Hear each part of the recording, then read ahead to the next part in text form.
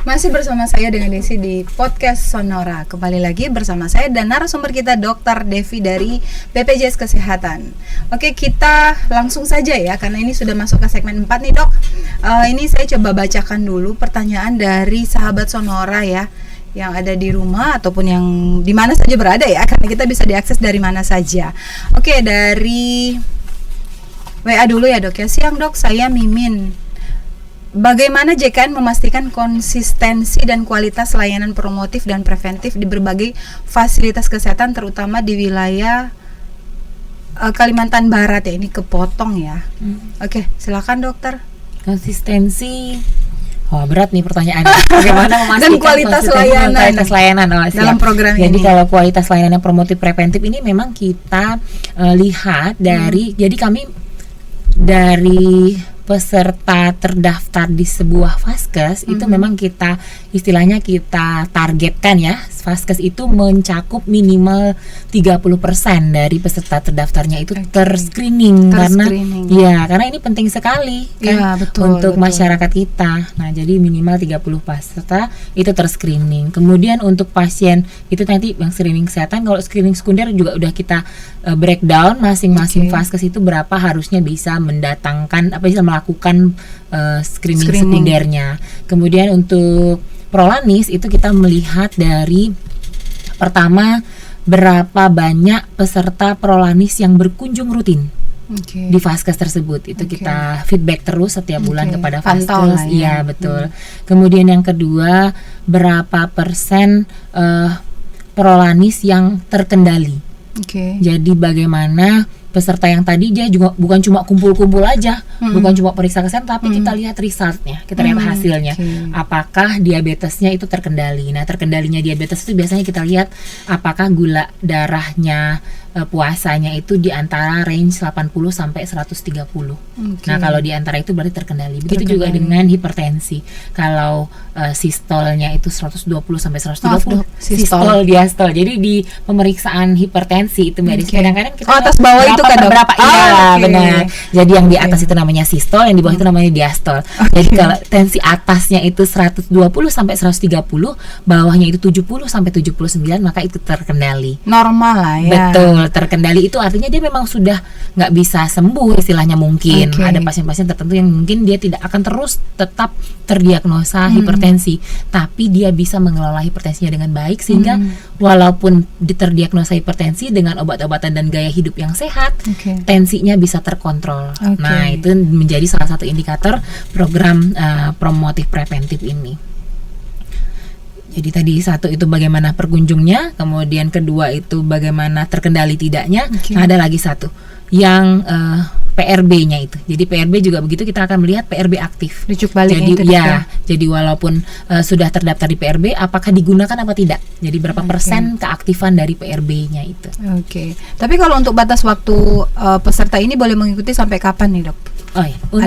Tidak ada batasan waktu. Selama pasien itu masih terdaftar menjadi aktif program JKN dan aktif, bisa mengikuti program ini seumur hidup selama masih terdiagnosa diabetes dan hipertensi. Nah, mungkin ada beberapa kasus mungkin pada saat terdeteksi diabetes awalnya itu masih dalam kondisi ringan sehingga akhirnya tidak lagi membutuhkan obat-obatan rutin, hanya cukup pola hidup sehat saja, maka dia boleh keluar dari program ini, tidak apa-apa. Syaratnya itu ya, mudah ya. Jadi kita berlomba-lomba untuk sehat lah ya. Betul Mbak Desi. Nah, ini kita sekarang ke YouTube ya dok ya. Ini yang pertama dari Miss Bahul Anwar. Wah, keren BPJS Kesehatan. Ini appreciate aja ini.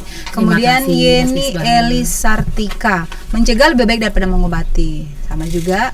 Kemudian Tri Puji, informatif. Jempol ya dok ya. Terima kasih jempolnya Mbak Putri Puji. Hervi Friska, program-program BPJS Kesehatan memang terbaik. Jempol juga dok, 3 jempol. Terima kasih. Selanjutnya Family Erta, sore Dokter Devi, apa saja indikator keberhasilan yang digunakan untuk menilai efektivitas dalam program kesehatan nasional? Ini skala nasional nih. Apakah memang ranahnya Pontianak nih untuk skala nasional atau gimana? Berat juga kami menjawabnya. Jadi Kalau kita fokuskan ke materi kita hari ini, indikator keberhasilan program promotif preventif, nanti mungkin tadi itu kita balik lagi ke yang tadi Mbak Desi. Jadi indikator program promotif preventif ini bisa kita nilai dari pertama cakupan dari peserta yang mengakses screening riwayat kesehatan, kemudian yang bisa mengakses screening sekunder, dan juga bagaimana keaktifan dari program Prolanis tersebut. Dan tentunya untuk resultnya kita melihat apakah pasien-pasien ini terkendali apa tidak. Mungkin itu tadi indikator. Nah, itu ya dok ya. Oke, kalau untuk yang lebih lanjut untuk nasional mungkin itu ke Kementerian Kesehatan ya, bisa di BPJS kantor pusat atau Kementerian Kesehatan. Mungkin rasanya bukan di ranah BPJS. Pondana. Oke, baik. Dari Urai Dwiyanti, mantap sekali BPJS Kesehatan, 3 jempol dok. Makasih, oke, ini sama dok, namanya sama.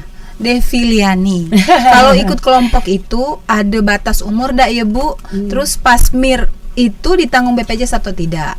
Sedikit aja spillnya dok. Oke, Mbak Deviliani, untuk batasan umur itu tidak ada, 15 tahun ke atas kalau untuk tadi itu. Kalau untuk pap smear tadi pertanyaannya apa Mbak? Iya, ditanggung apa?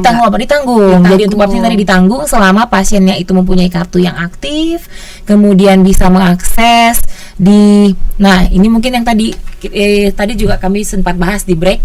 Jadi kalau sebenarnya untuk program pap smear ini perlu rujukan. Perlu rujukan dari dokter pertama, tapi karena memang kita punya kuota 13.000, kemudian yang mengakses baru 500. Ini udah kami berikan kemudahan pelayanan. Silahkan bagi para sahabat Sonora yang mungkin mempunyai kartu BPJS Kesehatan yang aktif, silahkan, merasa perempuan umurnya 15 tahun ke atas, sudah pernah menikah, langsung saja ke klinik Prodia atau ke klinik Kimia Farma Pontianak, bisa dipilih salah satu untuk mendapatkan pelayanan pap smear gratis dari BPJS Kesehatan.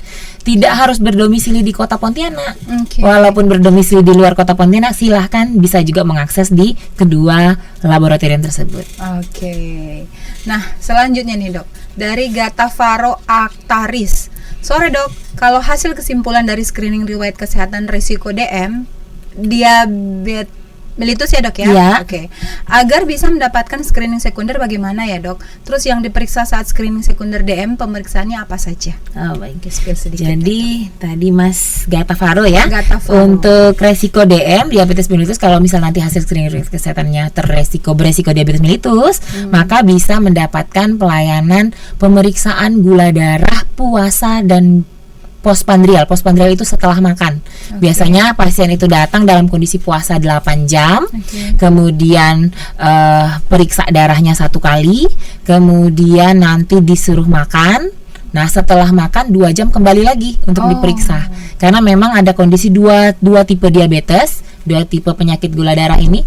Ada satu dia menyerang gula darah puasanya, satu bisa terdeteksi di gula darah setelah makannya. Jadi memang harus diperiksakan dua-duanya sebelum dan sesudah makan. Selanjutnya dari Dae. Izin bertanya dok, kalau kita cuma pengen tahu ada sakit atau tidak, ditanggung BPJS Kesehatan tidak ya dok? Kalau ini Mbak atau Mas ya, Dae ini ya. Jadi untuk pemeriksaan kesehatan tadi itu, kalau untuk yang ada program screening sekundernya bisa. Ya, contohnya tadi tidak sakit tapi beresiko diabetes, boleh periksa gula darah di Vaskes kerjasamanya BPJS Kesehatan. Tadi dapatnya 2, gula darah puasa sama setelah makan.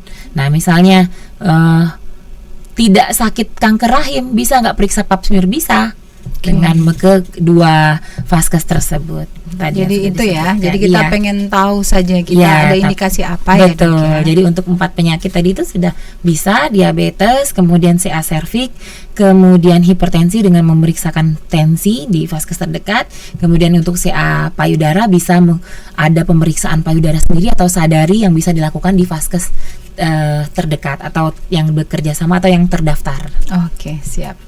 Selanjutnya dari Ramadhani Arista. Terima kasih informasinya Dokter Devi. Terima kasih kembali. Dari Rizky. Selamat sore dokter. Apa harus ada surat rujukan untuk pengecekan pap smear? Harus ada rujukan atau tidak nih dok? Iya, tadi sebenarnya sudah kita bahas. Boleh sebenarnya harus menggunakan surat rujukan. Tapi untuk karena memang kita masih punya banyak kuota, kemudian banyak sekali yang masih khawatir, mungkin kami juga merasa apakah ada kendala dari sistem rujukannya, akhirnya kami gunakan berikan kemudahan kepada peserta kita di area Kalimantan Barat. Kalau memang mau menggunakan pap smear, silahkan langsung saja tanpa menggunakan rujukan. Oke, jadi Nanti bisa langsung datang ke tanpa rujukan dengan menggunakan kartu BPJS aktif ke Laboratorium Prodia di Ayani Pontianak dan juga di Kimia Farma Ayani Pontianak. Oke, terjawab ya, Ya. untuk Rizky. Ini cewek apa cowok? Kayaknya cewek deh ya. Soalnya terkait pap smear. Oh ya. iya betul. Oke, dari Dini. Siang izin bertanya, dalam upaya meningkatkan kesadaran masyarakat mengenai pentingnya kesehatan, langkah-langkah apa yang dilakukan JKN untuk membangun jejaring kerjasama dengan lembaga pendidikan? Wow. Silakan dok. Ya, jadi mungkin Mbak Dini ya, mungkin atau Bu Dini Langkah-langkah ya. Jadi, dengan bekerja sama dengan lembaga pendidikan. jadi sebenarnya mungkin baru-baru ini kami sudah melakukan seminar akbar ya dari direktur utama kami langsung bekerja sama dengan Universitas Tanjung Pura. Oke, lembaga pendidikan ya. Betul. Tapi memang kalau di BPJS Kesehatan kami lebih ke bagaimana masyarakat itu bisa memberikan proteksi atau jaminan. Jadi bukan ke upaya kesehatannya secara langsung, tapi kami bagaimana peserta itu bisa meminimalisir resiko sakitnya. Jadi jangan sampai mereka kondisi sakit tapi tidak tahu kondisi sakit itu ternyata bisa mengancam kondisi ekonomi dan seterusnya. Jadi kalau dari kami BPJS Kesehatan bekerja sama dengan universitas, kemudian kami bahkan ikut mengajar di beberapa mata kuliah di universitas dan di Poltekkes yang ada di Kalimantan Barat. Iya, untuk ikut memberikan pendidikan terkait pentingnya asuransi kesehatan. Oke. Oh, ini maaf nih dok, sepertinya ini satu pertanyaan dengan orang yang sama. Ini menyambung tadi. Jadi langkah-langkah apa yang dilakukan JKN untuk membangun jejaring kerjasama dengan lembaga pendidikan, komunitas, dan organisasi non-pemerintah? Bagaimana program ini mengukur efektivitas kolaborasi tersebut dalam meningkatkan perilaku hidup sehat? Tadi sudah terjawab ya dok. Ini mohon maaf ya untuk Mbak Dini atau Ibu Dini. Pertanyaannya ada 2 ternyata. Oke, selesai. Ini YouTube sudah selesai, dari WhatsApp juga sudah ya dok ya. Terima kasih ya dokter ya, ini penjelasannya sangat mudah dicerna ya. Oke, sahabat Sonora, ini kita sudah di penghujung segmen keempat. Sebelum kita tutup, kita boleh dokter dengan closing statementnya, mungkin ajakan, himbauan kepada sahabat Sonora yang dari rumah. Boleh ke kamera dok. Baik, sahabat Sonora. Jadi untuk yang selama ini tahunya BPJS Kesehatan hanya untuk mengakses pelayanan kesehatan saja, sekarang tentunya sudah tahu bahwa BPJS Kesehatan juga dapat digunakan untuk program promotif dan preventif.